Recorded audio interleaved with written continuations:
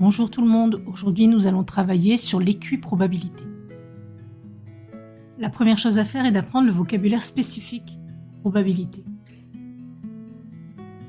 Je te conseille pour cela de visionner et de travailler sur la vidéo probabilité 1 vocabulaire. Qu'est-ce qu'une probabilité? La probabilité d'un événement est la proportion de chances que cet événement se réalise. Elle s'exprime sous la forme d'une fraction, d'un nombre décimal ou d'un pourcentage. Si A est l'événement que l'on considère, P de A est la notation utilisée pour définir la probabilité que A se réalise.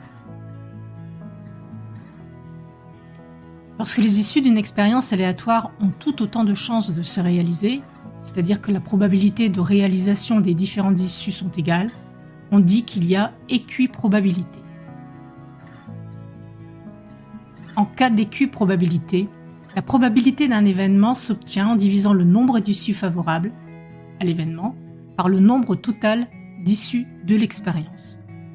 Autrement dit, la probabilité d'un événement est égale au nombre de fois où cet événement est réalisé, divisé par le nombre d'issues totales. Une probabilité étant le quotient de deux nombres positifs, la probabilité est supérieure à 0. Le dénominateur étant plus grand que le numérateur, elle va être inférieure ou égale à 1.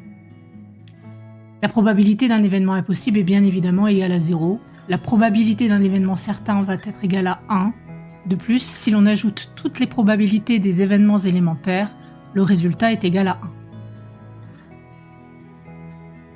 On considère l'expérience aléatoire suivante. Sur un jeu de 13 cartes indiscernables et que l'on a retourné, on a écrit chaque lettre du mot cytoplasmique. On tire une carte au hasard. Comme les cartes ne sont pas marquées, elles ont tout autant de chances d'être tirées au sort. Il y a donc équiprobabilité. Si une des cartes avait été cornée, elle aurait pu être différenciée des autres et il n'y aurait pas eu équiprobabilité.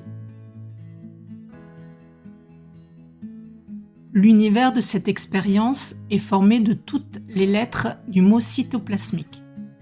C, Y, T, O, P, L, A, S, M, I, Q, U et E. Toutes ces lettres n'apparaissent qu'une seule fois, il y a donc 13 issues possibles. Si nous considérons l'événement à obtenir la lettre Z, comme Z n'est pas une lettre du mot cytoplasmique, cet événement est impossible. La probabilité de cet événement est donc égale à 0. Si nous considérons l'événement à obtenir une lettre du mot cytoplasmique, cet événement est certain.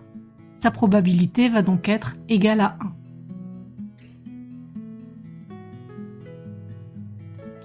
Considérons l'événement A à obtenir la lettre Y. Cet événement admet une issue possible sur les 13.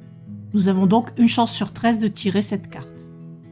Nous allons écrire que P de A est égal à 1 sur 13. Nous aurions pu faire la même chose pour chacune des lettres du mot cytoplasmique. Et nous aurions obtenu, bien évidemment, la même probabilité, à savoir 1 sur 13. Si nous ajoutons toutes ces probabilités, nous obtenons 13 fois 1 sur 13, c'est-à-dire 13 sur 13 qui est égal à 1. La somme des probabilités est donc bien égale à 1.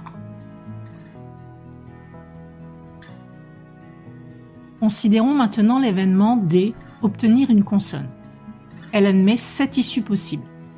C, T, P, L, S, M et Q sur les 13, soit 7 chances sur 13. La probabilité D de l'événement D est donc égale à 7 sur 13.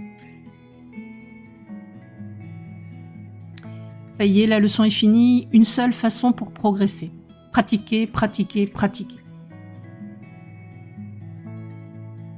N'oublie pas qu'apprendre le vocabulaire est essentiel en mathématiques. Bien comprendre les sujets et pour t'exprimer facilement et correctement. D'autres vidéos, suivant le niveau, vont suivre sur les probabilités. À bientôt!